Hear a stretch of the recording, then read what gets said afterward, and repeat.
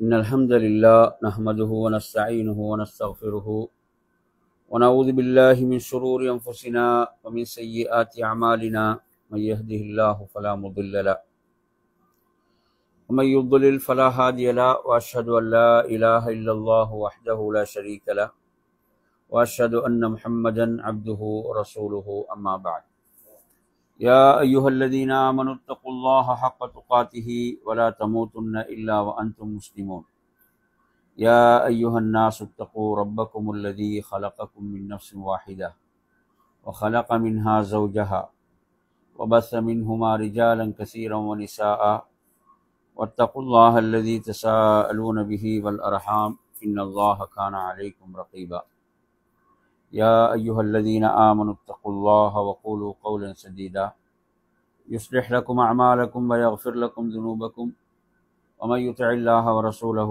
فقد فاز فوزا عظيما فإن أصدق الحديث كتاب الله وخير الهدي هدي محمد صلى الله عليه وسلم وشر الأمور محدثاتها وكل محدثة بدعة وكل بدعة ضلالة وكل ضلالة في النار. அன்பிற்குரிய என் அருமை சகோதரர்களே, அஸ்ஸலாமு அலைக்கும் வரஹ்மத்துல்லாஹி வபரகாத்துஹு. நாம் நபித்தோழர்களில் அப்துல்லாஹ் என்ற பெயரில் ஆரம்பிக்கக்கூடிய, அதில் முதன்மையாக அபாதிலாக்கள் என்ற 4 நபித்தோழர்களில் 3 பேரை பற்றி நாம் பார்த்தோம். ஞாபகம் இதா யார் யாருண்டு? அப்துல்லாஹ் இப்னு உமர் ரலியல்லாஹு அன்ஹுமா, அப்துல்லாஹ் இப்னு அப்பாஸ் ரலியல்லாஹு அன்ஹுமா, அப்துல்லாஹ் இப்னு அம்ர் இப்னு ஆஸ் ரலியல்லாஹு அன்ஹுமா.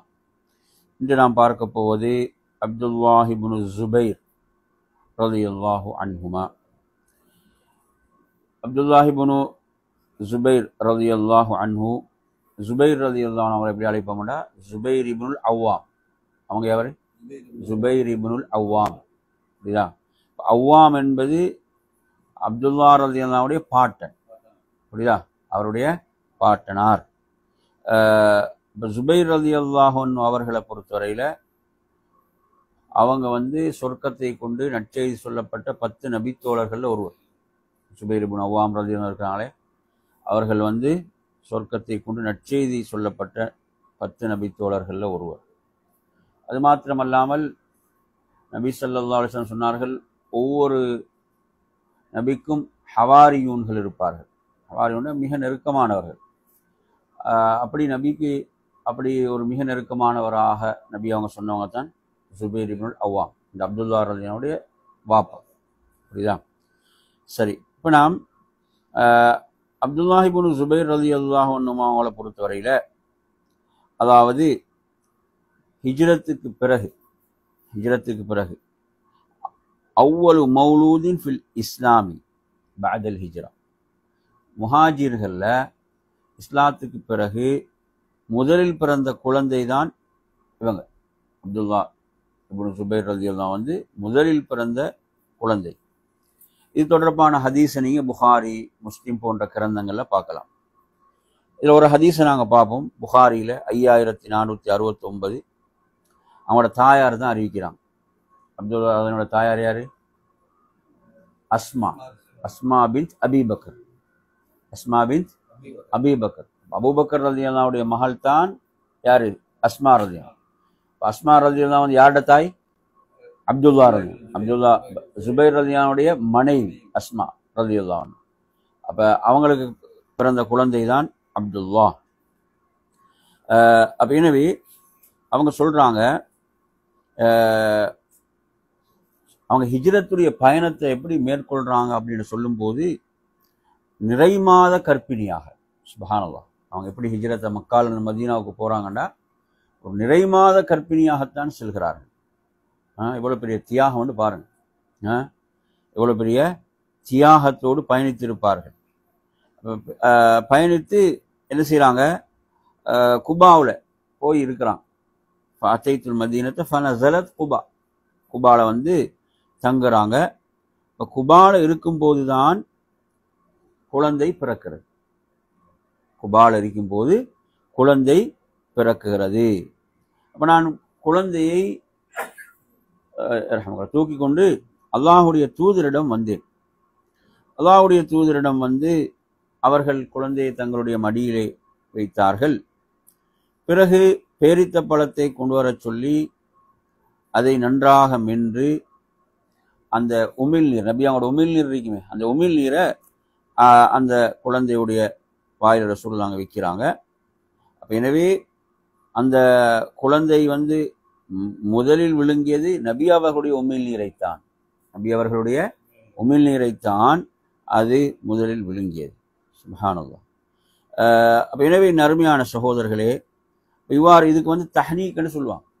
தஹ்னீக்கண்டா இந்த மாதிரி பேரித்த பழத்தை மென்று அதை என்ன செய்யுது, அதனுடைய அந்த உமிழ்நீரை தான் வைக்கிறது. அந்த அதனுடைய அந்த இனிப்பு தன்மை இருக்குமா இல்லையா, அந்த இனிப்பு தன்மை. இதை பொறுத்தவரை இது வந்து நபி ஸல்லல்லாஹு அலைஹி வஸல்லம் அவர்களுக்கு மாத்திரம் உரியது தான். சரியா? சில அறிஞர்கள் என்ன காண்றாங்கன்னா, ஒரு பிள்ளையுடைய தந்தைக்கு இப்படி செய்யலாம், ஒரு பிள்ளையுடைய தந்தை விரும்பினால் இப்படி செய்யலாம் என்ற ஒரு விளக்கத்தை எடுக்கிறான். புரியுதா? அப்ப எனவே இவ்வாறு செய்தார்கள். அதே போன்று இவர்களுடைய இந்த பிறப்பு என்பது எல்லோரும் சந்தோஷம் அடைந்தார்கள். எல்லோ முஸ்லீம்களும் என்ன செய்யாங்க, மகிழ்ச்சி அடைந்தார்கள். என்ன காரணம் அப்படின்னு பார்த்தீங்கன்னா, ஹதீஸ்ல வருகிறது, அதாவது யூதர்கள் சொன்னார்கள், இதுக்கு பிறகு உங்களுக்கு குழந்தையே பிறக்காது, இதுக்கு பிறகு உங்களுக்கு குழந்தையே பிறக்காது, நாம் என்ன செய்வோம், குழந்தையே பிறக்காமல் இருப்பதற்கு உங்களுக்கு சூனியம் செய்து விட்டோம், உங்களுக்கெல்லாம் நாங்கள் என்ன செஞ்சிடும், சூனியம் வைத்து விட்டோம் என்று இந்த யூதர்கள் சொன்னார்கள். புரியுதா? இப்படி வந்து இஸ்லாத்துக்கு ஆரம்பத்திலிருந்து இவர்கள் எதிரிகளாகத்தான் இந்த யூதர்கள் இருந்தார். அப்ப எனவே இவ்வாறான ஒரு செய்தி அவர்கள் பரப்பினார்கள். இவ்வாறான ஒரு செய்தி மதீனாவிலே பரவி இருந்தது. புரியுதா சொல்றது? இவ்வாறான ஒரு செய்தி பரப்பப்பட்டிருந்தது. எனவே குழந்தை பிறந்தவுடன் எந்த அளவுக்கு செய்திகள் வருதுன்னா, அபூபக்கர் ரலியல்லாஹு அன்ஹு அவர்கள் பேரப்பிள்ளையா இல்லையா, அவங்க அந்த பிள்ளையை தூக்கி கொண்டு மதீனா முழுக்க அவங்க போனாங்க. என்னையா அப்ப அந்த மகிழ்ச்சியை வெளிப்படுத்துறதுக்கும், எனவே இப்படி இஸ்லாத்துக்கு எதிராக இவர்கள் இந்த யூதர்கள் சொன்ன இந்த அபாண்டத்து குற்றச்சாட்டுக்கு எதிராக என்ன செய்யறாங்க, அதற்கு ஒரு மறுப்பு என்ற அமைப்பிலும் இவ்வாறு செயல்பட்டார்கள் என்பதை பார்க்கின்றோம். எனவே நறுமையான சகோதரர்களே, அந்த ஹிஜ்ரத்துடைய முதல் வருடமே இந்த குழந்தை பிறக்கின்றது. புரியுதா? அப்ப இந்த குழந்தை அது மாத்திரமல்லாமல் இன்னொரு செய்தியில பார்க்கிறோம், ஒரு 7 வயதை அடைந்தவுடன் நபியிடத்துல வந்து இஸ்லாத்துக்காக பையத்து செய்தார்கள் என்ற செய்தியும் வருகிறது. சரி, இப்ப நாம் அப்துல்லாஹ் இப்னு ஜுபைர் ரலியல்லாஹு அன்ஹுமா அவர்களை பற்றிய செய்திகள், ஒவ்வொரு செய்தியா நாங்க பார்ப்போம். அதுல ஒரு செய்தியை பாருங்க. அப்துல்லாஹ் இப்னு ஜுபைர் ரலியல்லாஹு அன்ஹு அவர்கள் இந்த இடியுடைய ஓசையை கேட்கும் போது, இடியுடைய ஓசையை கேட்கின்ற போது பேசுவதை நிறுத்தி விடுவார்கள். நிறுத்திவிட்டு சொல்லுவாங்க, சுப்ஹானல்லதி யுஸப்பிஹுர் ரஅது பிஹம்திஹி வல் மலாயிகத்து மின் ஹீஃபத்திஹி என்று சொல்வார்கள். குர்ஆன்ல இந்த வசனம் பின்னாடி பார்ப்போம். பிறகு சொல்வார்கள், இன்ன ஹாதா லவஈதுன் ஷதீதுன் லி அஹ்லில் அர்த். இது பூமியில் உள்ளவர்களுக்கு அல்லாஹ்வுடைய கடுமையான எச்சரிக்கை. இந்த இடி இருக்குதானே, பூமியில் உள்ளவர்களுக்கு அல்லாஹ்வுடைய கடுமையான எச்சரிக்கை இது என்று சொல்வார்கள். இந்த செய்தியை நீங்க அதாவது அல் அதபுல் முஃப்ரத், இமாம் புகாரி ரஹிமஹுல்லாஹுடைய அதபுல் முஃப்ரத்ல இமாம் ஷேக் அல்பானி ரஹிமஹுல்லாஹ் அவங்க சஹீஹ் என்று குறிப்பிடுறாங்க. 556வது வரும். இப்படி அல்லாஹுவை பயப்படக்கூடிய ஒரு நபித்தோழராக இவர்கள் இருந்தார்.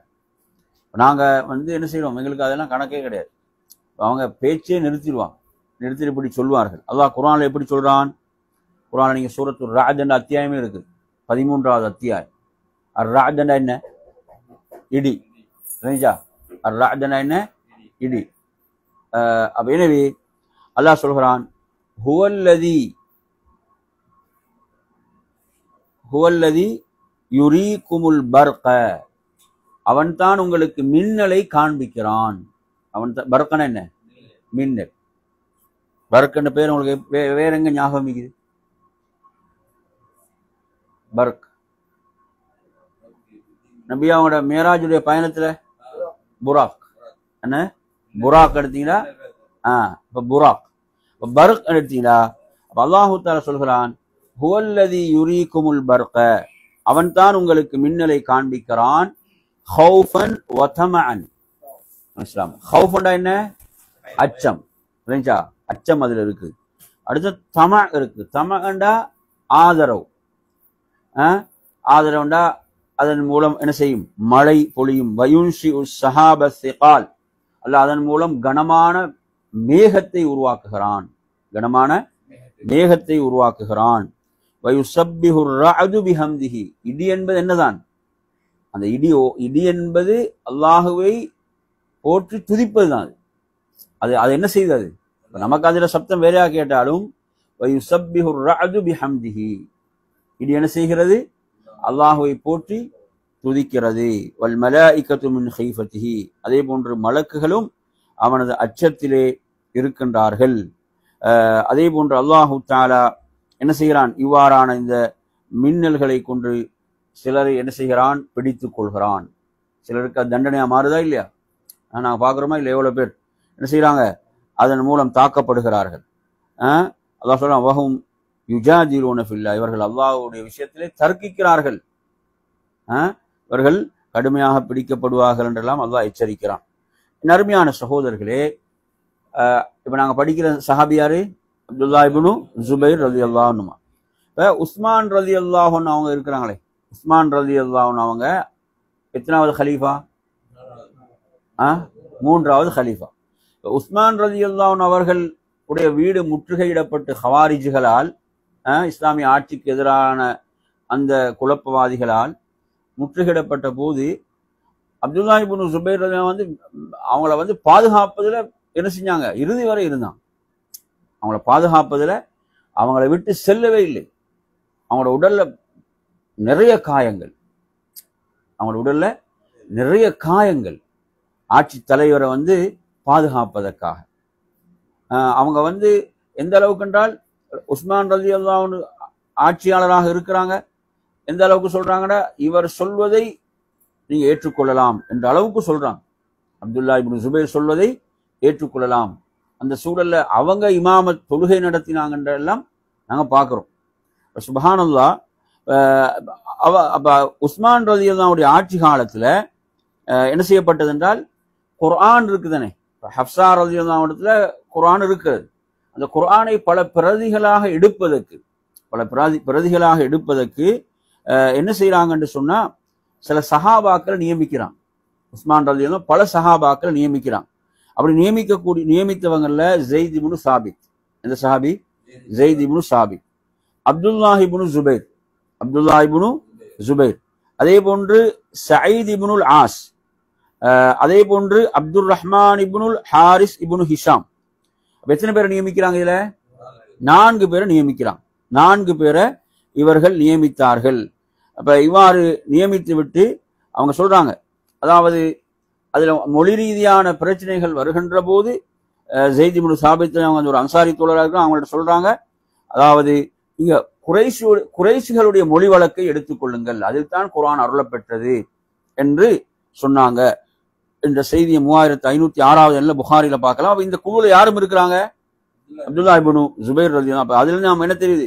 குர்ஆனுடைய இல்ம் அவங்களிடம் இருந்திருக்கிறது, குர்ஆனுடைய இல்ம் அவர்களிடம் இருந்திருக்கிறது என்பதை நாம் இதிலே புரிகின்றோம். அதே போன்று அவங்க வந்து நபி அவர்களுடைய காலத்திலே நடந்த நிகழ்வுகளை நினைவு கூறக்கூடியவங்களாக இருந்தாங்க. சிறு பிராயத்தில் தான் இருக்கிறாங்க. நபி அவங்க மரணிக்கின்ற போது பாத்தீங்கன்னா அவங்களோட வயது 10 தான். ஏன்னா ஹிஜ்ரத்துடைய முதல் ஆண்டுல பிறக்கிறாங்கடா, எத்தனை ஹிஜ்ரி 10 நபி அவங்க மரணிக்கிறாங்கடா. அங்க என்ன நடக்குது? ஹிஜ்ரி 11 ரசூலுல்லாஹ் மரணிக்க ஹிஜ்ரி 11 ரபியுல் அவ்வல்ல. புரியுது அவன் சொல்றது? அப்போ ஒரு சுமார் ஒரு 10 வருட காலம். அப்ப எனவே நீங்க எடுத்தீங்கன்னு சொன்னா, இந்த இடத்துல நாங்க பார்க்க வேண்டிய விஷயம், அவங்க ஒரு முறை ஜாஃபர் ரலியல்லாஹு இருக்கிறாங்க தானே. ஜாஃபர் ரலியல்லாஹு வந்து யாருடைய சகோதரர்? அலி ரலியல்லாஹு, அப்படித்தானே? அபூ தாலிபுடைய பிள்ளைகள். அப்ப ஜாஃபர் ரலியல்லாஹு அன்ஹு அவர்களுடைய மகன், ஜாஃபர் ரலியல்லாஹுடைய மகன் அவரிடத்துல சொல்றாங்க, அப்துல்லா இப்னு ஜுபைர் அவங்க சொல்றாங்க, நாங்க சிறுவர்களாக இருக்கும்போது என்ன செய்வோம், நபி அவங்கள வரவேற்பதற்காக போவோம். நபி அவர்களை வரவேற்பதற்கு எங்க, நபி அவங்க போர்களுக்கு போய் வருவாங்க தானே, போய் வரும்போது அந்த சனியத்துல் வதாண்ட ஒரு இடம் இருக்குது, உயர்ந்த மலை குன்று மாதிரி, அந்த இடத்துல போய் நபி அவங்க என்ன செய்வாங்க, வரவேற்பார்கள். அப்ப இவங்க சிறுவர்களாக இருக்கும் போது என்ன செய்வாங்களாம், சிறுவர்கள் எல்லாம் நபி அவங்க மதீனாவுக்குள்ள வரும்போது சென்று நபி அவங்கள வரவேற்பதற்காக செல்வார்கள். அப்ப அவங்க சொல்றாங்க, நானும் நீங்களும் அப்துல்லாஹ் இப்னு அப்பாஸும் மூவரும் ஒரு முறை நபி அவர்களை வரவேற்க சென்றோம், உங்களுக்கு ஞாபகம் இருக்குதா அப்படின்னு கேட்கிறான். இந்த செய்தியை நீங்க எங்கு பார்க்கலாம்னு சொன்னா, அதாவது அதபுல் முஃபரதுல வர, புகாரிலும் வருது, 3082 அந்த செய்தி வருகிறது. புரியுது அவன் சொல்றது. அப்ப அவன் சொல்றா, ஜாஃபர் சொல்றாங்க, அல்லாஹ்வுடைய தூதர் என்னையும் அப்துல்லா இப்னு அப்பாஸ் தனது ஒட்டகத்தில் ஏற்றி கொண்டாங்க என்றும் அந்த செய்தியில குறிப்பிடுகிறார்கள். அப்ப எனவே நறுமையான சகோதரர்களே, அதே போன்று அடுத்ததாக பாருங்க, நபி ஸல்லல்லாஹு அலைஹி வஸல்லம் அவர்கள் ஒரு நபித்தோழருக்கு அவருக்கு பரக்கத்துக்காக துவா செஞ்சிருந்தாங்க அவரோட வியாபாரத்துல. அப்துல்லா இப்னு ஹிஷாம், அப்ப அப்துல்லா இப்னு ஹிஷாம் ரலியல்லாஹு அன்ஹுடைய பேரன் சொல்றாரு, அவரோட பேர் வந்து அபி உகைல். அவர் சொல்றாரு, நான் எனது பாட்டனோடு என்ன செய்வேன், சந்தைக்கு செல்வேன். சந்தைக்கு சென்று அவங்க என்ன செய்வாங்க, சில பொருட்களை வாங்கிட்டு வருவாங்க, அதை விற்பாங்க, வாங்குவாங்க, இப்படி பொருட்கள் எடுத்துட்டு வருவாங்க. அப்படி வரும்போது இடையில யாரு சந்திப்பாங்க, 2 சஹாபாக்கள் சந்திப்பாங்க. எங்கட பாட்டனை, எனது பாட்டனை 2 சஹாபாக்கள் சந்திப்பாங்க. கொண்டு வந்து யாரு, அப்துல்லா இப்னு ஜுபைர், அடுத்து அப்துல்லா இப்னு உமர், 2 சஹாபாக்களும் சந்திப்பாங்க ரலியல்லாஹு அன்ஹுமா.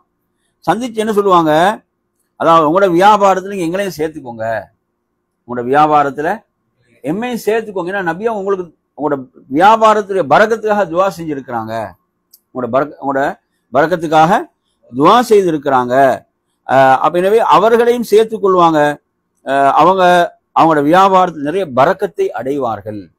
இந்த 2 சஹாபாக்களும் அவங்களோட சேர்ந்து கொள்ளும் போது அவங்களோட வியாபாரத்தில் நிறைய பரக்கத்தை பெற்றுக் கொள்வார்கள். நபியுடைய துவா, நபியுடைய பிரார்த்தனை. இந்த ஹதீஸும் புகாரில 6353 வருகிறது. அதே போன்று நீங்க பாருங்க, ஆயிஷா ரலியல்லாஹு அன்ஹா அவங்களுக்கு என்ன, அல்லாஹ் பிள்ளை பாக்கியத்தை கொடுக்கல, ஆனா அவங்க எப்படி அழைக்கப்பட்டாங்க, உம்மு அப்துல்லான்னு அழைக்கப்பட்டாங்க. எப்படி அழைக்கப்பட்டாங்க, உம்மு அப்துல்லா, அப்துல்லாவுடைய தாயார் என்று அழைக்கப்பட்டாங்க. அப்ப நபி ஸல்லல்லாஹு அலைஹி வஸல்லம் இடத்துல ஆயிஷா ரலியல்லாஹு அன்ஹா கேட்கிறாங்க ஒரு முறை, நபி அவங்களோட மனைவிமார்களுக்கு எல்லாம் இப்படி குண்ணியத் இருக்கிறது, எனக்கு இப்படி ஒரு குண்ணியத் இல்லையே என்று சொல்லும் போது சொல்றாங்க, அதாவது உமது சகோதரருடைய மகன் தான் அப்துல்லா. அஸ்மா ரலியல்லாஹு யாரு, ஆயிஷாவுடைய சகோதரி. உமது சகோதரருடைய மகன் தான் அப்துல்லா. அப்ப எனவே நீங்க என்ன செய்ய, உம்மு அப்துல்லா, நீங்க யாரு, உம்மு அப்துல்லான்னு சொல்லுங்க. ஏன்னா இன்னொரு ஹதீஸ்ல பாக்குறோம், ரசூலுல்லாஹ் சொல்றாங்க, அதாவது ஹாலா இருக்கிறாங்க, ஹாலா தாயுடைய சகோதரி என்பது தாயுடைய அந்தஸ்தில் உள்ளவங்க. எப்படி ஹதீஸ்ல வருது, சொல்றாங்க, தாயுடைய சகோதரி என்பவர்கள் தாயுடைய அந்தஸ்தில் உள்ளவர்கள், லேசி கிடையாது, புரியுது சொல்றது. எனவே அப்படி நபி அவங்க சொன்ன ஹதீஸும் இருக்கிறது. அப்ப எனவே அப்ப இந்த இப்படி இவங்க அழைக்கப்பட்டாங்க. அடுத்து நீங்க எடுத்தீங்கன்னா, அப்துல்லா ரலியல்லாஹு அன்ஹு வளர்ப்பதுல ஆயிஷா வந்து நிறைய கவனம் எடுத்தாங்க. அஸ்மா ரலியல்லாஹு அன்ஹா சகோதரியுடைய பிள்ளைய வளர்ப்பது அப்படி ஒரு கவனத்தை யார் எடுத்தாங்க, ஆயிஷா. ஆயிஷா வந்து அதாவது தனது தந்தை அபூபக்கர் ரலியல்லாஹு அன்ஹுக்கு பிறகு மிகவும் நேசித்தவராக யார் இருந்தாங்கன்னா அப்துல்லா இப்னு ஜுபைர் தான் இருந்தாங்க என்ற செய்தி. இப்ப நான் இப்ப சொன்ன இந்த செய்தி அபூ தாவூத் 4970 வருகிறது. அதே போன்ற நறுமையான சகோதரர்களே, தாபீன்கள்ல மைமூனுல் மக்கி ரஹிமஹுல்லாஹ் சொல்றாங்க, ஒரு முறை அப்துல்லா இப்னு ஜுபைர் அவங்கள அந்த ஒரு ஆட்சி காலம் இருந்துச்சா இல்லையா, அவங்களோட ஒரு ஆட்சி காலம், அந்த யசீத் இப்னு முஆவியாவுடைய ஆட்சி, அந்த அந்த அந்த பீரியட்ல வந்த முரண்பாடுகள்ல அப்ப இவங்க மக்கால் என்ன செய்யறாங்க, ஆட்சியில் இருக்கிறாங்க. எனவே நறுமையான சகோதரர்களே, இப்படி இருக்கின்ற அந்த சந்தர்ப்பத்துல இவங்க தொழுவிக்கிறாங்க மக்களுக்கு. தொழுகை நடத்துகின்ற போது அவங்களோட தொழுகையை பார்த்து விட்டு அவங்களுக்கு பின்னால் தொழுகை இந்த மைமூனுல் மக்கி ரஹிமஹுல்லாஹ் அவங்க போய் அப்துல்லா இப்னு அப்பாஸ் ரலியல்லாஹு அன்ஹு அவங்கள்ட்ட போய் கேட்கிறாங்க, அவங்கள்ட்ட போய் கேட்குறாங்க, என்ன தொழும்போது அவங்க என்ன செஞ்சாங்க என்று சொல்லும் போது சொல்றாங்க, ஹீன யகூமு, ஹீன யகூமுண்டா எழும்போது 2 கைகளை இப்படி உயர்த்தினாங்க, 2 கைகளை எப்படி செஞ்சாங்க, இப்படி உயர்த்தினாங்க. அதே போன்று ஹீன யர்கஉ என்ன, ருக்கு செய்யும் போது 2 கைகளை அப்படி உயர்த்தினாங்க. அதே போன்று ஹீன யஸ்ஜுது, சுஜூதுக்கு செல்லும் போது இவ்வாறு உயர்த்தினார்கள். அதே போன்று நிலைக்கு எழும்போது இவ்வாறு உயர்த்தினார்கள் என்று இப்படி இந்த செய்தியை போய் சொல்லும் போது அப்துல்லாஹ் இப்னு அப்பாஸ் ரலியல்லாஹு அன்ஹு அவங்க சொல்றாங்க, அதாவது இது அல்லாஹுடைய தூதர் ஸல்லல்லாஹு அலைஹி வஸல்லம் தொழுகை முறைதான் இது என்று அவர்கள் குறிப்பிட்டார்கள். எனவே அவரே நீங்கள் தொழுகையில் பின்பற்றுங்கள் என்ற செய்தி அபூதாவுதுல 739வது எண்ணில் வரக்கூடிய ஒரு செய்தியாக இருக்கிறது. அது மாத்திரமல்லாமல் இவங்களுடைய உள்ளட்சத்தை பற்றி சொல்கிறார்கள். தொழுகையில இவருடைய உள்ளட்சத்தை பற்றி சொல்கின்ற போது யார் சொல்றாங்கன்னா, முஜாஹித் இப்னு ஜபர் அல் மக்கி ரஹிமஹுல்லா, இவங்க மிக பெரும் ஒரு அறிஞர். இவங்க சொல்றாங்க, கான இப்னு ஜுபைர் இதா காம ஃபிஸ்ஸலா, அப்துல்லாஹ் இப்னு ஜுபைர் அவங்க தொழுகைக்கு நின்றால் எப்படி நிற்பாங்களாம், ஒரு கம்பு ஒரு நட்டி வைக்கப்பட்டால் எப்படி அது இருக்குமோ அது போன்று இருப்பாங்களாம், அசையாமல். இப்படி தொழுகையில் என்ன செய்வாங்க, உள்ளட்சத்தை பேணக்கூடியவர்களாக இருந்தார்கள் என்று இவரை பற்றி சொல்லப்படுகின்ற இந்த செய்தி இப்னு அபி ஷைபாவுல 7322வது எண்ணில் வரக்கூடிய செய்தியாக இருந்து கொண்டிருக்கிறது. எனவே நறுமையான சகோதரர்களே, இவ்வாறாக இவங்களுடைய அந்த சிறப்பு நாங்க பார்க்கும்போது, இப்ப நாங்க சொன்னோம் இவருடைய தந்தை யாரு, ஜுபைர் ரலியல்லாஹு, அவங்களோட சிறப்பு என்ன, அவங்க சொர்க்கத்தை கொண்டு நற்செய்தி சொல்லப்பட்ட 10 நபி தோழர்கள் ஒருவர். அதே போன்று ஹவாரியூன், அல்லாஹ்வுடைய தூதருக்கு மிக நெருக்கமான அந்த தோழர்கள்ல ஒருவர் என்று அந்த சிறப்பு அவங்களுக்கு இருக்கிறது, சரிதானே. அதே போன்று உங்களோட தாய் யாரு, அதே மாதிரி இன்னொரு விஷயம் இருக்குது, ஜுபைர் ரலியல்லாஹுடைய தந்தை யாரு, அவ்வாம், ஜுபைர் இப்னுல் அவ்வாம், அப்படிதானே. அவ்வாம் அவரை நீங்க எடுத்தீங்கடா, அவர் யாருன்னு பாத்தீங்கடா, ஹதீஜா ரலியல்லாஹுடைய சகோதரர் அவ்வாம் இப்னு ஹுவைலித். அவங்க யாரு, ஹதீஜா ரலியல்லாஹுடைய சகோதரர், ஹதீஜா இப்னு ஹுவைலித்னு சொல்றோம். அப்ப அதே மாதிரி அவ்வாம் ரலியல்லாஹு அன்ஹு யாரை திருமணம் முடிச்சாங்கன்னு சொன்னா, ரசூலுல்லாஹ் அவங்களுடைய தந்தையுடைய சகோதரி சஃபியா இப்னு அப்துல் முத்தலிப். யாரை முடிச்சாங்க, அவ்வாம் யாரை முடிச்சாங்க, சஃபியா இப்னு அப்துல் முத்தலிப், அப்துல்லா இப்னு அப்துல் முத்தலிப். அவங்களோட ஒரு சகோதரி தான் யாரு, சஃபியா. அப்ப ரசூலுல்லாஹ்வுடைய யார், அவங்க ரசூலுல்லாஹ்வுடைய மாமி, ரசூலுல்லாஹ்வுடைய மாமி. அப்ப இந்த உறவு முறை எப்படி எல்லாம் வருதுன்னு பாருங்க. ஹதீஜா ரலியல்லாஹு அப்படியே அந்த பக்கமா வருது. அதே மாதிரி ஆயிஷா ரலியல்லாஹு அன்ஹா உடைய சகோதரியுடைய யாரு மகனாக இருக்கிறாங்க. இல்ல அதே மாதிரி ஜுபைர் ரலியல்லாஹு எடுத்தீங்கன்னா, ஜுபைர் அவங்கள பாத்தீங்கன்னு சொன்னா அவங்களுடைய அந்த சிறப்புகள், இப்ப நான் இதை சொல்லக்கூடிய இந்த உறவு இந்த முறைகள் எல்லாம் அவங்களோட சிறப்புகளை சொல்லக்கூடியதாக இருக்கக்கூடிய விஷயங்கள். அப்துல்லா இப்னு ஜுபைர் ரலியல்லாஹுடைய சிறப்புகளுக்காக இதை நான் உங்களுக்கு இந்த விஷயங்களை சொல்ல. இப்ப எந்த அளவு அல்லாஹ்வுடைய தூதருடைய அந்த குடும்பத்தோடு நெருக்கமாக அவங்க இருந்தாங்க, புரியுதா அவனை சொல்றது, அதுக்காகத்தான் இந்த விஷயங்கள் நான் உங்களுக்கு என்ன செய்கிறேன், இதிலே குறிப்பிடுகின்றேன்.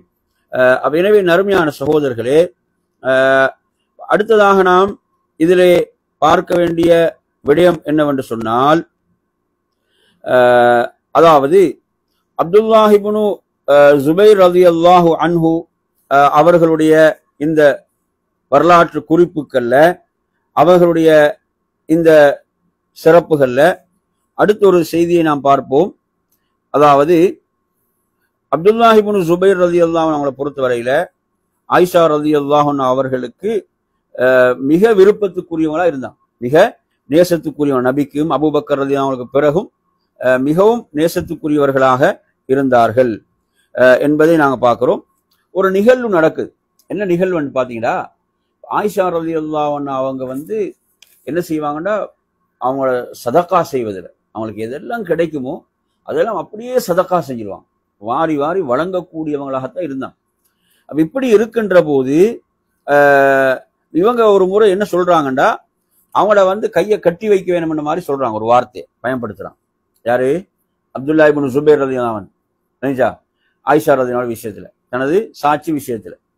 அப்ப இப்படி சொன்னவுடன் அப்ப இது ஆயிஷா அவங்களுக்கு இந்த செய்தி கிடைக்குது. இப்படி இவங்க சொன்னாங்கன்னு சொல்லும் போது, இப்ப நான் அல்லாஹுடைய பாதையில சதக்கா செய்வதை இவர் தடுக்கின்றாரா என்று சொல்லிவிட்டு அவங்க சொல்றாங்க, நான் அவரோடு பேச மாட்டேன் என்ற ஒரு நேர்ச்சை மாதிரி. அது எப்படி செஞ்சிடறாங்க, ஒரு நேர்ச்சை மாதிரி அப்படி அவங்க சொல்லிடுறாங்க, அவரோடு நான் பேச மாட்டேன் என்று சொல்லி செஞ்சிடறாங்க. எப்படின்னு சொன்னா, ஐயூஹது அலா எதைய அலைய நதுருன் இன் கல்லம் துவன், அலைய நதுருன் இன் கல்லம் துவண்டா, நான் பேசினால் ஒரு நேர்ச்சை, நான் பேசினால் என் மீது ஒரு நேர்ச்சை கடமையாகும்ன்றான். நான் பேசினால், அவரோடு பேசினால் என் மீது ஒரு நேர்ச்சை கடமையாகும். எனவே அவங்க அதுக்கு பிறகு நிறைய முயற்சி செய்யறாங்க அவங்களோட பேசுறதுக்கு.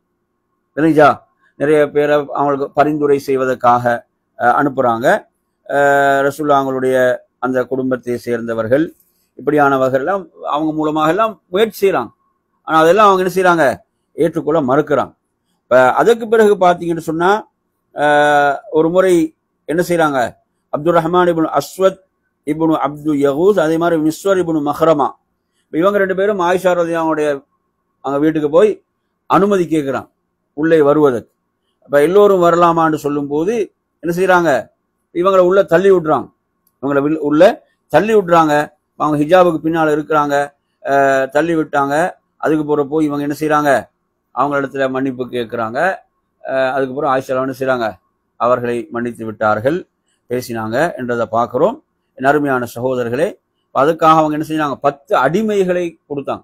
அப்துல்லா இப்னு சுபைர் 10 அடிமைகளை கொடுக்குறாங்க விடுதலை செய்வதற்காக. நாங்க ஒரு நேர்ச்சை, அவரோட பேசின ஒரு நேர்ச்சைன்னு சொன்னாங்களே, 10 அடிமைகளை உரிமையிடுறாங்க. ஆனா ஆயிஷா என்ன செய்றாங்க, தொடர்ந்து அதற்காக கிட்டத்தட்ட 40 அடிமைகளை உரிமைட்டாங்க. அதுக்கு பிறகு 10, அதுக்கு பிறகு 10, அதுக்கு பிறகு 10. அவங்க அதுல, அதாவது நான் அந்த நேர்ச்சி என்று ஒரு பொதுவான வார்த்தை தானே பயன்படுத்துறாங்க. அவங்க சொல்றாங்க, குறிப்பா நான் ஏதாவது சொல்லியிருக்கலாம் என்றெல்லாம் அவங்க கவலைப்பட்டாங்கன்ற ஒரு செய்தி புகாரில 3505 வருகிறது. அப்படி ஒரு குறிப்பா ஒன்று சொல்லியிருந்தாங்கன்னா அதை கொடுத்து அதுல என்ன செஞ்சுக்கலாம், நீங்க இருக்கலாம். என் மீது நேர்ச்சி என்ற ஒரு பொதுவான வார்த்தை தானே, அதுக்காக அவங்க நிறைய என்ன செஞ்சாங்க, அதுக்கு அவங்க ஈடு செய்து கொண்டே இருந்தாங்க என்பதை பார்க்கிறோம். அதே மாதிரி அருமையான சகோதரர்களே, அப்துல்லா இப்னு சுபைருடைய ஆட்சி காலம், அந்த ஆட்சியை நீங்க எடுத்து பார்த்தீங்கன்னு சொன்னா, அவங்களோட ஆட்சி அந்த காலத்துல, அப்ப அந்த ஆட்சியுடைய அந்த காலத்துல அவங்க நிறைய துவாக்கள் அல்லாஹ்விடத்துல செஞ்சாங்க. அந்த ஆட்சி கூட எதற்காக என்றால் என்ன, ஆட்சியை பிடிக்க வேண்டும் என்ற ஆட்சி மீது உள்ள ஆசையோ ஆர்வமோ எதுவும் அவங்கள்ட்ட இருக்கல. என்ன செய்யுது, முஆவியா அவங்களுக்கு பிறகு அவங்களோட நிலைப்பாடு சஹாபாக்கள்ட்ட எதுவாக இருந்துச்சுன்னு சொன்னா, அதாவது மஷூரா, சூராவின் மூலம் ஒரு ஆட்சி தலைவர் தெரிவு செய்யப்பட வேண்டும். அவங்க தனது மகனுக்கு கொடுத்துட்டு போயிட்டாங்க, யாருக்கு, யசீதுக்கு கொடுத்துட்டு போயிட்டாங்க என்றதுல நிறைய சஹாபாக்கள் உடன்படலை. புரியுது அவன் சொல்றது, உடன்படாத ஒரு சூழல் அங்க இருந்துச்சு. அப்படியான ஒரு நிலை. எனவே அருமையான சகோதரர்களே, இவங்களுடைய துவாக்கள் கூட எப்படி இருந்துச்சுன்னு சொன்னா, வல்லாஹி, அல்லாஹ் மீது ஆணையாக அவங்க சொல்றாங்க, நான் இதன் மூலம் சீர்திருத்தத்தை தவிர வேறு எதையும் நான் நாடவில்லை, இகாமத்தல் ஹக், சத்தியத்தை நிலைநாட்டுவதை தவிர வேறு எதையும் நாடவில்லை, அதாவது செல்வத்தை சேகரிப்பது என்பதெல்லாம் எனது நோக்கமே கிடையாது என்று அவங்க சொல்லக்கூடியவங்களாக இருந்தாங்க என்றதை பார்க்கிறோம். எனவே அருமையான சகோதரர்களே, அதே போன்று அவங்க தனது கவர்னர்களுக்கு எல்லாம் எப்படி எழுதுவாங்க அப்படின்றத பார்க்கும் போது நீங்க பார்க்கலாம், அவர்கள் எழுதுவார்கள். செய்தி வருது அப்படின்னு பாத்தீங்கன்னா, கதப இலைய அப்துல்லாஹ் இப்னு சுபைர் பிமா, அதாவது வஹப் இப்னு கைசான் சொல்றாரு, இன்னலி அஹ்லி தக்வா அலாமாத், தக்வா உடையவர்களுக்கு என்ன அடையாளங்கள் உண்டு, இறையச்சம் உடையவர்களுக்கு என்ன உண்டு, அடையாளங்கள் உண்டு, அதை கொண்டு அவர்கள் அறியப்படுவார்கள், அவர்களும் அதன் மூலம் தங்களை அறிந்து கொள்வார்கள். யார் சோதனையில் பொறுமையாக இருக்கிறாரோ, அல்லாஹுடைய தீர்ப்பை முடிவை பொருந்திக் கொள்கிறாரோ, அல்லாஹுடைய அருள்களுக்கு நன்றி செலுத்துகிறாரோ, அதே போன்று அல்லாஹுடைய சட்டத்துக்கு குர்ஆனுக்கு கட்டுப்படுகிறார்களோ, இதெல்லாம் எதனுடைய அடையாளம், தக்வாவுடைய அடையாளமாக சொல்கிறார்கள். இப்படியான செய்திகளை அதே போன்று ஆட்சி தலைவர்கள் என்பவர்கள் என்ன செய்ய வேண்டும், சத்தியத்துக்காக செயல்பட வேண்டும், அசத்தியத்துக்காக செயல்படக்கூடாது என்றெல்லாம் அவங்க எழுதக்கூடியவங்களாக இருந்தாங்க என்றதை நாங்க பார்க்கிறோம். எனவே நறுமையான சகோதரர்களே, இவ்வாறான செய்திகள், இந்த செய்திகள் எல்லாம் அப்துல்லாஹ் இப்னு ஜுபைர் ரலியல்லாஹுடைய சிறப்புகளை நமக்கு சொல்லக்கூடிய செய்திகள். அதே மாதிரி அவங்க ஒரு வீரமிக்கவர். நீங்க எடுத்தீங்கன்னா உஸ்மான் ஆட்சி காலத்துல ஆப்பிரிக்காவுக்கு அனுப்பப்பட்ட படை அவருடைய தலைமையில தான் அனுப்பப்படுது. ஆப்பிரிக்கா வெற்றி கொள்ளப்படுவது அவரது அந்த தலைமைத்துவத்தில் என்ற செய்திகளை நாங்க பாக்குறோம். அதாவது 10 வயசுல நீங்க எடுத்து பாத்தீங்கன்னா அந்த எர்மூக்குடைய யுத்தத்துக்கு 10 வயதுல என்ன செய்யறாங்க, ஒரு 10-13 வயதுக்குள்ளே அழைச்சி போறான். 10 வயதுல ஒரு ரிவாயத்துல வருது. அந்த அளவுக்கு ஜுபைர் ரலியல்லாஹு அவங்களை வீரமிக்கவனா அவங்களை வளர்க்கிறான். அப்படி என்ன செஞ்சாங்க, வளர்த்தார்கள், தங்களோட அழைத்து சென்றார்கள் என்ற செய்திகள் நாங்க பார்க்கிறோம். அதே போன்ற அருமையான சகோதரர்களே, இதில் அடுத்ததாக நாம் அறிந்து கொள்ள வேண்டிய 1-2 செய்திகள் இருக்கின்றன. அந்த செய்திகளையும் நாம் பார்த்து என்ன செய்வோம், நாம் நிறைவு செய்வோம். அந்த செய்திகளை பொறுத்தவரையில அதுல வரக்கூடிய செய்திகள்ல அவங்களோட அந்த ஆட்சி காலத்தோடு சம்பந்தப்படுத்தி வரக்கூடிய சில செய்திகள் இருக்கின்றன. அந்த செய்திகளை நாங்கள் பார்ப்போம். அதுல பாருங்க என் அருமையான சகோதரர்களே, அவங்களோட தாயாருடைய அந்த உபதேசம், யார் தாயார்? அஸ்மா பின்த் அபி பக்கர் ரலியல்லாஹு வந்து அவங்களோட ஒரு 100 வயது, அவங்களோட 100 வயது. அப்ப என்ன செய்யறாங்க, அப்ப மக்கால தான் இவங்களோட ஆட்சி இருக்குது. மக்கால வந்து மக்கா ஒரு முறை முற்றுகையிடப்படுகிறது. இப்ப 2வது முற்றுகை ஹஜ்ஜாஜ் இப்னு யூசுஃபுடைய அந்த தலைமையில அஸ்ஸகஃபி கோத்திரம். ஹஜ்ஜாஜ் இப்னு யூசுஃப் வந்து சகஃபி கோத்திரத்தை சேர்ந்தவர். சகஃபி என்ற தாயிஃப், சகஃபி என்னங்க, தாயிஃபை சேர்ந்த ஒரு கோத்திரத்தினர். அப்ப எனவே அப்ப நீங்க எடுத்து பாத்தீங்கன்னு சொன்னா அந்த கடைசி நேரம் அவர்கிட்டெல்லாம் மக்கள் பலவீனமுற்று மக்காவுக்குள்ள உணவெல்லாம் வராம பெரிய நெருக்கடிக்குள்ளாகி அவரோடு இருந்தவங்க எல்லாம் அவரை விட்டு விலகி சென்று ஒரு நெருக்கடியான நிலை உருவாகுது. புரியுதா? அப்படி ஒரு நெருக்கடியான நிலை உருவான சந்தர்ப்பத்துல அவங்களோட தாயாரை பொறுத்தவரையில தாயார் வந்து என்ன செய்யறாங்க, அவங்களுக்கு செய்யக்கூடிய உபதேசங்கள், தாயிடத்துல வருகிறார்கள், வந்து அவங்க அந்த நிலையை முறையிடுகிறார்கள்.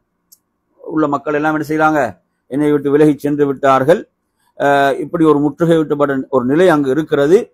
இப்ப இந்த நேரத்துல அவங்க சொல்றாங்க, என்னோட இருக்கக்கூடியவங்க கூட மிச்ச நேரம் பொறுமையா இருக்க மாட்டாங்க, தாக்குதல் நடக்கும் போது அவங்களும் சென்று விடக்கூடிய ஒரு நிலைதான் இருக்கிறது அப்படி என்று சொல்றாங்க.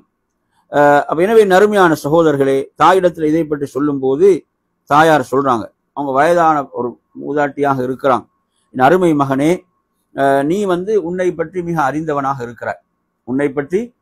அறிந்தவனாக நீ இருக்கிறாய். நீ வந்து இருப்பது சத்தியத்தில் என்றால் நீ என்ன செய்ய வேண்டும், இதில் பொறுமையாக இருக்க வேண்டும். இந்த சத்தியத்தின் பால் தான் மக்களை அழைத்தாய் என்றால் நீ இதில் பொறுமையாக நீ இருக்க வேண்டும். என்றால் உன்னோடு இருந்த பலர் என்ன செய்யப்பட்டு விட்டார்கள், கொல்லப்பட்டு விட்டார்கள். எனவே அந்த அடிப்படையில, அதாவது இந்த பனு உமையாக்களுடைய இந்த பிள்ளைகள் என்ன செய்யக்கூடாது, உனது களத்திலே விளையாடக்கூடிய ஒரு நிலை ஏற்படக்கூடாது என்று சொல்லிவிட்டு இப்படி வந்து நிறைய அவங்க வீர வார்த்தைகளை சொல்றாங்க. இந்த உலகம் என்பது அற்பமானது, மறுமையுடைய வாழ்வு, அதை பற்றிய விஷயங்கள், இவைகளை எல்லாம் சொல்லி சுப்ஹானல்லாஹ் ஒரு மிகப்பெரிய ஒரு வீரத்தை ஊட்டுறாங்க அந்த தாயார் தனது அருமை மகனுக்கு என்றதை நாங்க பார்க்கிறோம். எனவே நறுமையான சகோதரர்களே, இவ்வாறாக இவங்க வந்து எடுத்து பாத்தீங்கன்னு சொன்னா தனது 72வது வயதுல தான் கொல்லப்படுறான். 72வது வயதுல என்ன செய்யப்பட்டாங்க, கொல்லப்பட்டார்கள் என்பதை பார்க்கின்றோம். அப்ப இதுல நீங்க அடுத்ததாக ஒரு செய்தியை நீங்க பார்க்கலாம். அந்த செய்தியை பார்த்தீங்கன்னு சொன்னா யாரு இந்த செய்தியை சொல்றாங்கன்னா அப்துல்லாஹ் இப்னு உமர் ரலியல்லாஹு அன்ஹு. யார் சொல்றாங்க? அப்துல்லாஹ் இப்னு உமர் ரலியல்லாஹு அன்ஹுமா அவர்கள் சொல்லக்கூடிய ஒரு செய்தி. அந்த செய்தியை நீங்க பார்த்தீங்கன்னு சொன்னா எப்படி வருது, இது வந்து அந்த மதீனாவுக்கு போகக்கூடிய வழியில ஹஜ்ஜாஜ் இப்னு யூசுப் உடைய அந்த அவர் எதிராக போர் செஞ்ச அந்த ஹஜ்ஜாஜ் இப்னு யூசுப் அந்த கவர்னர் எந்த அளவுக்குன்னா இவரை வந்து சிலுவையிலே அறைந்து இருந்த ஒரு நிலை காட்சி, சிலுவையில அறைந்திருந்த ஒரு காட்சி, சிலுவை மாதிரி தெரிந்த தொங்க விட்டு அப்படி அப்படி அறைந்திருந்த ஒரு காட்சி, அவருடைய உடல் அப்படி தொங்கிக் கொண்டு இருக்கிறது. அப்படியான நேரத்துல மக்கள் எல்லாம் பார்க்கக்கூடிய அமைப்புல ஒரு நிலை அங்கு ஏற்பட்டிருக்கிறது. அந்த நேரத்தில் அப்துல்லாஹ் இப்னு உமர் ரலியல்லாஹு அன்ஹுமா என்ன செய்யறாங்க, அஸ்ஸலாமு அலைக்க அபா ஹுபைப். ஹுபைப் என்பது அவருடைய மகனுடைய பேர். அவருக்கு சுமார் ஒரு 15க்கு மேல பிள்ளைகள் இருந்தாங்க. ஹுபைப் என்பது அவரது ஒரு மகன். ஹுபைபுடைய தந்தையே சலாம் உண்டாவதாக அப்படின்னு 3 முறை சொல்றாங்க. சொல்லிவிட்டு அவங்க சொல்றாங்க, நான் உங்களுக்கு இதை தடுக்கவில்லையா, நான் உங்களுக்கு இதை தடுக்கவில்லையாண்டா, அதாவது அப்துல்லாஹ் இப்னு உமர் ரலியல்லாஹு அன்ஹு எடுத்த நிலைப்பாடு வேற.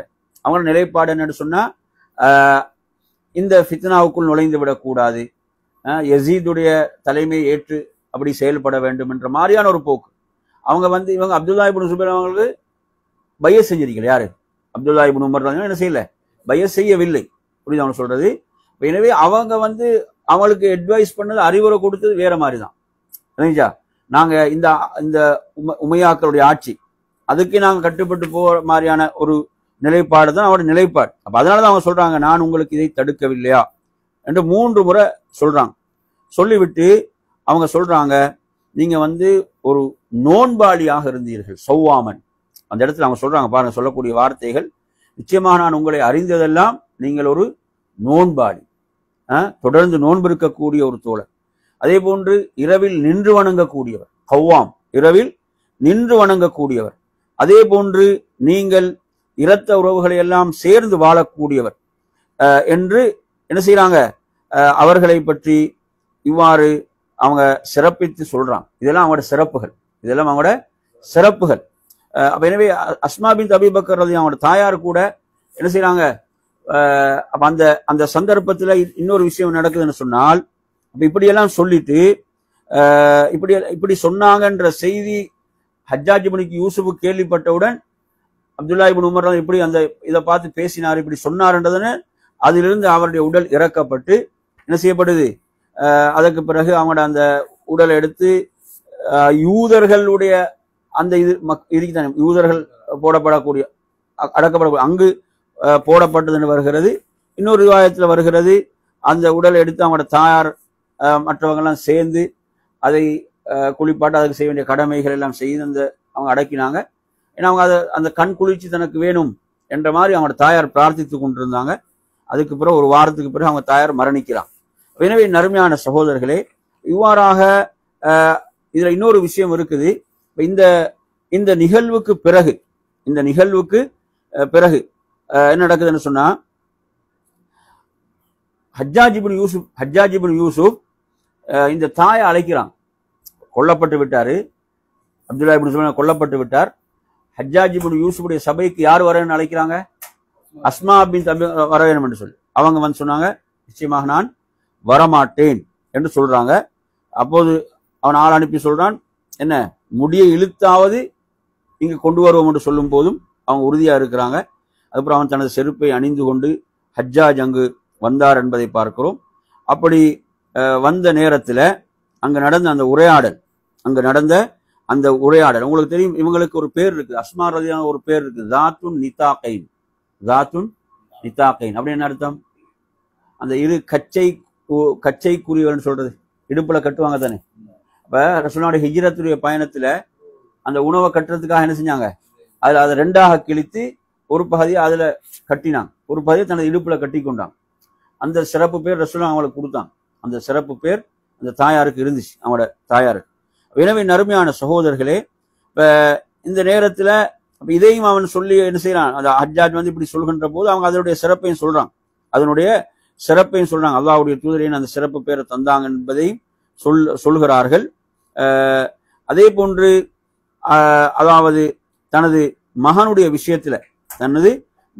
விஷயத்துல அவங்க சொல்லும் போது சொல்றாங்க, எனது மகனை பொறுத்தவரையில் ஒரு வணக்கசாலியாக நோன்பாளியாகத்தான் அவர் இருந்தார் என்ற விஷயத்தை எல்லாம் சொல்றாங்க. இதில் இன்னொரு முக்கியமான விஷயம் என்ன சொல்றாங்க என்று சொன்னா, நபி ஸல்லல்லாஹு அலைஹி வஸல்லம் அவர்கள் ஒரு முன்னறிவிப்பு செய்தார்கள். அதாவது சகீஃப் கோத்திரத்திலிருந்து ஒரு பொய்யன் தோன்றுவான்,